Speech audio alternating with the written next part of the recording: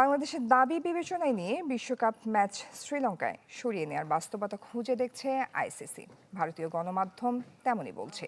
তবে বাংলাদেশের ম্যাচ সরালেই হবে না, ম্যাচ ডে বিবেচনায় নিয়ে লঙ্কার ম্যাচও ভারতের সরিয়ে আনতে হতে পারে।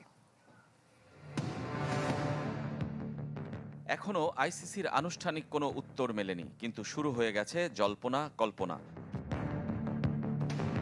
ভারতীয় গণমাধ্যম ইন্ডিয়ান এক্সপ্রেস সবার আগে জানিয়েছে বাংলাদেশের দাবি মেনে নিয়ে নতুন সূচির বাস্তবতা খুঁজে দেখতে শুরু করেছে আইসিসি, যার চেয়ারম্যান একজন ভারতীয়, জয় শাহ। পুরনো সূচি অনুযায়ী বাংলাদেশকে গ্রুপ সির 4 ম্যাচে খেলতে হতো ভারতে, 7, 9, 14 ফেব্রুয়ারি কলকাতায় আর 17 ফেব্রুয়ারি মুম্বাইয়ে।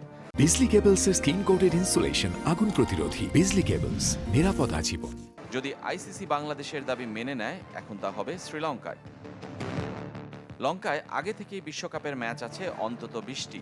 এর মধ্যে পাকিস্তান ও শ্রীলঙ্কার গ্রুপ পর্বের 4টি করে ম্যাচ নিশ্চিত।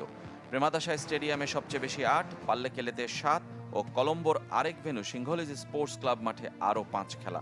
এর মধ্যে গ্রুপ পর্বের ম্যাচ 14টি।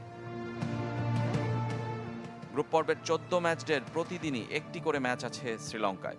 এখন যদি বাংলাদেশের ম্যাচ যোগ হয়, তাহলে শ্রীলঙ্কায় ম্যাচ বাড়ছে আরও অন্তত 4টি। বাংলাদেশ সুপার 8-এ উঠলে আরও 3। তাতে 55 ম্যাচের বিশ্বকাপে ভারতের চেয়ে লঙ্কাতেই বেশি ম্যাচ হয়ে যেতে পারে। তখন একদিনে 2 ম্যাচ আয়োজন করতে হবে শ্রীলঙ্কাকে। সেটা সম্প্রচার খরচ বাড়াবে, ম্যাচ কমবে ভারতের। তাই ভিন্ন পথে ভাবতে পারে আইসিসি। যদি বাংলাদেশের ম্যাচ সরিয়েই নিতে হয়, তাহলে লঙ্কার কিছু ম্যাচ সরে আসতে পারে ভারতে। পাকিস্তানের গতিপথ নির্ধারিত না হওয়ায় এখনও নির্ধারিত হয়নি এক সেমিফাইনাল ও ফাইনালের ভেন্যু। রেজওয়ানুজ্জামান, চ্যানেল 24।